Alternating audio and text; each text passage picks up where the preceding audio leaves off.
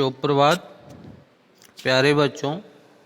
मैं संजीत पांडे, प्रवक्ता divine public school Mohanapur Gorakhpur के वीडियो पाठशाला में बहुत बहुत स्वागत करते हैं।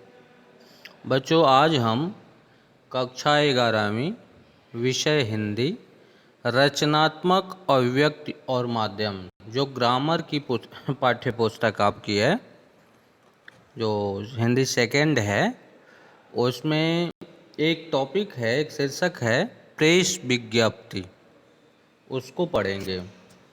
तो आइए देखते हैं कि प्रेस विज्ञप्ति क्या है, कैसे ये लिखा जाता है, किस तरीके से ये प्रकाशित होता है, कौन कौन सी चीज़ें इसमें सावधानियां बरतनी होती है, किस किस रूपों में इसको देते हैं और इसका क्या महत्व होता है, किस किस क्षेत्रों में ये लिखा जाता है, आदि पे विस्तार से चर्चा करेंगे और कुछ बिंदुओं को देखेंगे।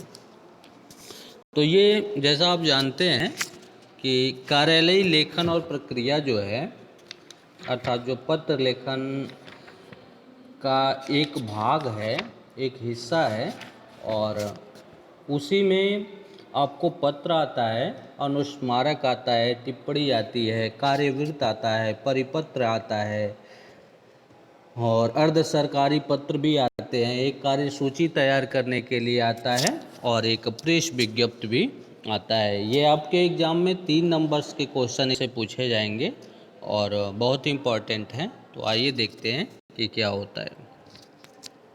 तो प्रेस विज्ञप्ति, इसे प्रेस रिलीज भी कहा जाता है। प्रेस विज्ञप्ति को प्रेस रिलीज भी कहा जाता है।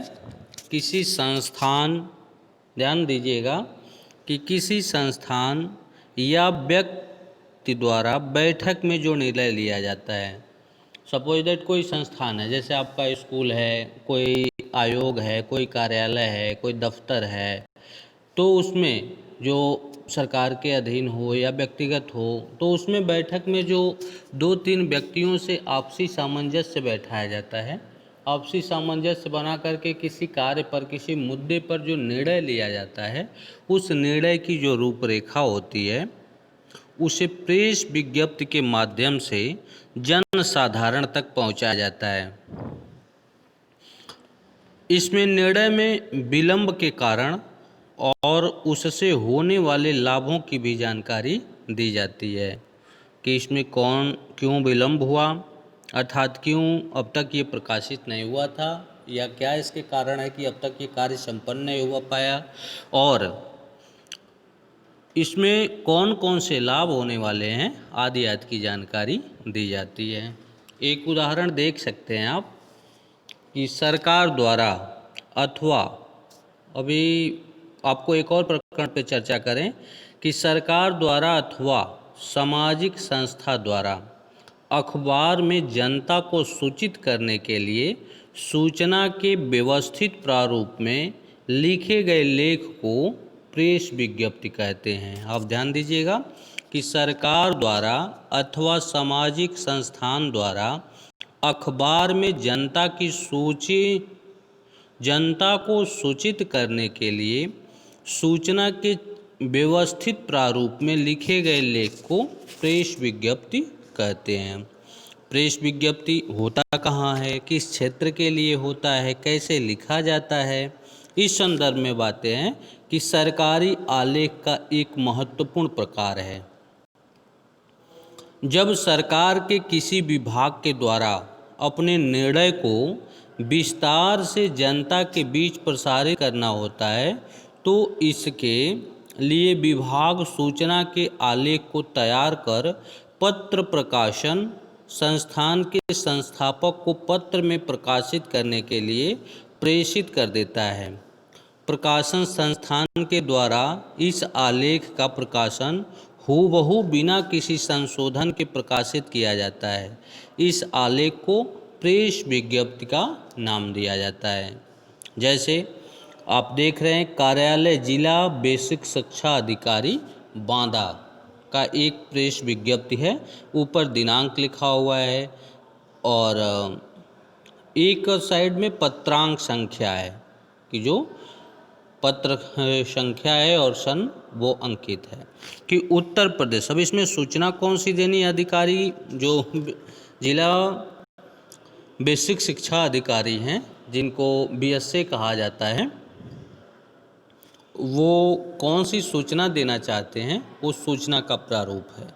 तो उत्तर प्रदेश बेसिक शिक्षा परिषद द्वारा संचालित, तो उत्तर प्रदेश सरकार द्वारा एक संस्थान अर्थात बेसिक, जो शिक्षा जगत में अग्रणी है, बेसिक शिक्षा परिषद द्वारा संचालित परिषदीय प्राथमिक विद्यालयों के 12,460 सहायक अध्यापकों के पद पर नियुक्ति हेतु निर्गत शासनादेश संख्या 3300/79/5/2016 41/27/2013 दिनांक 15 दिसंबर 2016 के क्रम में जनपद बांदा हेतु जिन अभ्यर्थियों द्वारा निर्धारित प्रक्रिया अनुसार ऑनलाइन आवेदन किया एवं जो अभ्यर्थी भर्ती प्रक्रिया के अंतर्गत चयन नियुक्ति हेतु दिनांक 18 मार्च 2017 से 20 मार्च 2017 को आयोजित होने वाली प्रथम काउंसलिंग में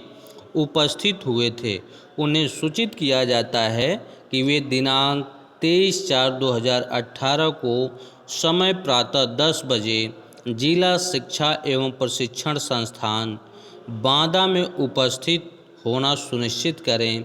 यदि प्रथम काउंसलिंग में जमा किया गया मूल अभिलेख आपके द्वारा वापस प्राप्त कर लिया गया हो तो उक्त तिथि को पुनः अपने समस्त मूल अभिलेख कार्यालय में अनिवार्य रूप से जमा कर दें।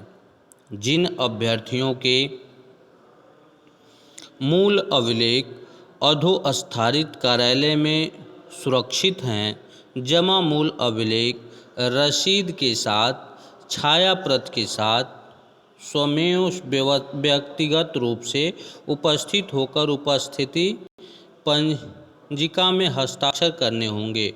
उक्त तिथि को उपस्थित न होने अथवा मूल अभिलेख कार्यालय में जमा न होने की दशा में 12,460 सहायक अध्यापकों की भर्ती प्रक्रिया में आपके अभ्यर्थन पर विचार किया जाना संभव नहीं होगा। जिला बेसिक शिक्षा अधिकारी बांदा। इस तरीके से अगर हम देखते हैं कि प्रेस विज्ञप्ति अपने किसी विभाग के सूचनार्थ प्रकाशित होता है, तो बेसिक शिक्षा विभाग जो है और जो बांदा जिले के बीएसए साहब हैं, वो इसको प्रकाशित करते हैं और वहाँ पे वो जो चयनित अभ्यर्थी हैं उनके उपस्थिति होने की सूचना लोगों को देते हैं।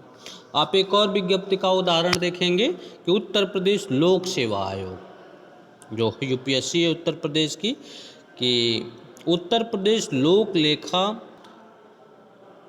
द्वारा दिनांक 11 अक्टूबर 2020 को आयोजित की जा रही राज्य तथा नियम सेवा प्रारंभिक परीक्षा इतना का इस तरीके से वर्णन किया गया और उसका प्रारूप इस रूप में जो परीक्षा नियंत्रक हैं लोक सेवा आयोग के, उनके मूल रूप से जिस रूप में वो चाहते हैं, अर्थात परीक्षा नियंत्रक जिस सूचना को अपने सरकार के अधीन जो सूचना पाते हैं उसको वो प्रकाशित करने का कार्य करते हैं।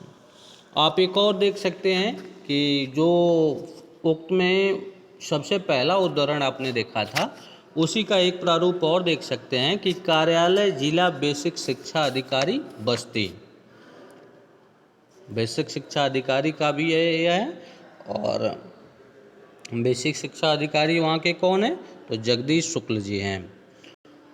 तो उन्होंने दिया है कि शासनादेश संख्या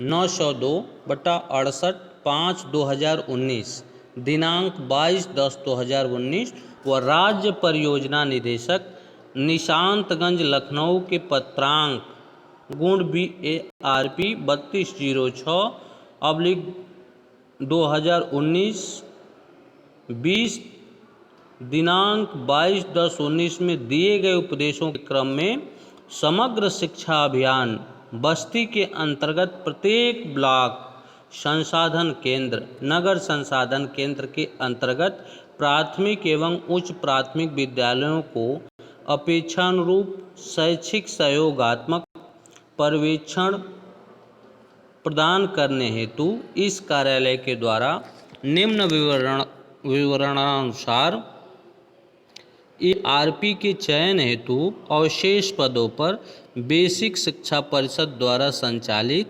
उत्तर प्रदेश विद्यालयों में कार्यरत शिक्षक शिक्षिकाओं से नियुक्ति प्रतिबंधों के अधीन निर्धारित प्रारूप पर आवेदन पत्र आमंत्रित किए जाते हैं। अर्थात यहाँ पे आपको देना है जो उस समय उसमें संलग्न है और उनसे संबंधित जो चीज़ें हैं उनको वहाँ पे प्रस्तुत करना है। तो पद कौन सा है? विशेषज्ञ हिंदी विषय, उसमें खाली सीटें कितनी है, रिक्त पद कितना है? तो 6 सीटें।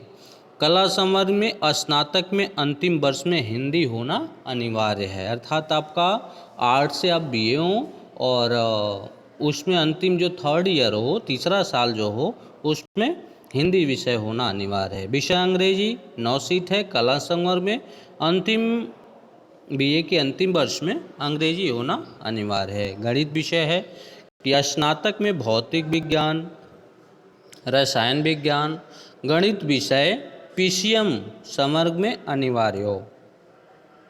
विज्ञान विषय में स्नातक में जीव विज्ञान, वनस्पति विज्ञान, रसायन विज्ञान ZBC संवर्ग में अनिवार्य हो। इस तरीके से और योग टोटल भर्तियों की संख्या कितनी है? तो 21 है।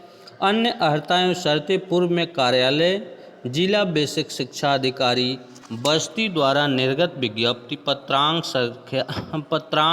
सर्व शिक्षा अभियान 24/08/18/2019 20 दिनांक 6/11/2019 के अनुसार यथावत ही रहेगी, अर्थात उसी रूप में प्रस्तुत होगी।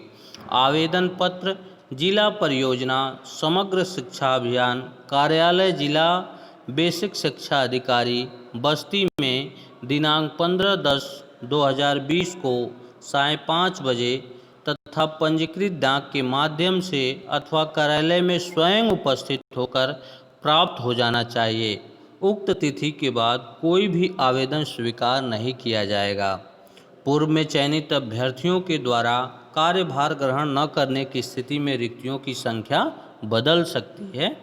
जगदीश शुक्ल, जिला बेसिक शिक्षा अधिकारी बस्ती का ये इस तरीके से हम अपने जैसा आपने उक्त में इसके उदाहरण में इसकी परिभाषाओं में आपने देखा कि प्रेस विज्ञप्ति सरकारी कार्यालयों का या सामाजिक कार्यालयों मुद्दों का वो एक खाका होता है जो चंद लोगों के बीच बैठक करके निर्णय लिया जाता है और निर्णय लेने के बाद उसको आम जन के साथ शेयर किया जाता है, प्रकाशनार्थ हेतु वहाँ के स्थानीय समाचार पत्रों को भेज दिया जाता है। एक देखेंगे प्रेस विज्ञप्ति है भारतीय कला एवं संस्कृति संस्थान द्वारा आयोजित कार्यक्रमों में जुड़े लेखकों और कलाकारों के पारिश्रमिक में वृद्धि हेतु ये लिखा गया है। तो कहते हैं अखिल भारतीय साहित्य एवं संस्कृति बोर्ड ने निर्णय लिया है कि भारतीय कला एवं संस्कृति संस्थान द्वारा आयोजित कार्यक्रमों में जुड़े लेखकों, कलाकारों और विशेषज्ञों के पारिश्रमिक में तत्काल प्रभाव से वृद्धि कर दी जाए। ध्यान दें कि इसके पूर्व लेखकों, कलाकारों के पारिश्रमिक में सन 2010 में संशोधन किया गया था। पिछले कुछ समय से लेखक और कलाकारों द्वारा यह शिकायत की जा रही थी कि संस्थान द्वारा दिए जाने वाले पारिश्रमिक की राशि बहुत कम है, जिसके कारण अच्छी प्रतिभाएं संस्थान से विमुख हो रही हैं। लेखकों और कलाकारों को शिकायतों को ध्यान में रखते हुए बोर्ड ने पारिश्रमिक की बढ़ी दरों को मंजूरी देते हुए अब विश्वास व्यक्त किया है कि इससे अच्छी प्रतिभाओं को आकर्षित करने में तो मदद मिलेगी ही, कार्यक्रमों की गुणवत्ता में भी सुधार होगा। इस तरीके से ये एक अन्य उदाहरण था और इस तरीके से अगर हम प्रेस विज्ञप्ति लिखते हैं तो सर्वथा वह सत्य होगा, सही होगा और आप पूर्ण नंबर प्राप्त कर सकते हैं। तो आप प्रयास करिएगा 1-2 और ऐसा पढ़ने के लिए और अन्य ऐसे प्रेस विज्ञप्ति को देखने के लिए ये पेपर के आप 13-14 पेज पे जाएंगे सारे पेपरों में आप दैनिक जागरण या हिंदुस्तान के जो पेपर हैं उन पेपरों में, अमर उजाला, जो भी आपके स्थान पे उपलब्ध होता है उन पेपरों में आप 13, 14, 50 पेज पे जाएंगे तो लगभग ऐसी ढेर सारी प्रेस विज्ञप्तियां लिखी हुई मिलेंगी। आप उसको देख करके पढ़ करके समझ सकते हैं और उसको पुनः लिखने का प्रयास करिए। अगर कहीं किसी तरह की कोई दिक्कत होती है तो बेहिचक आप पूछ सकते हैं, संपर्क कर सकते हैं। आप एक कोशिश करिए, आप अच्छा नंबर पाएंगे। चलिए, धन्यवाद।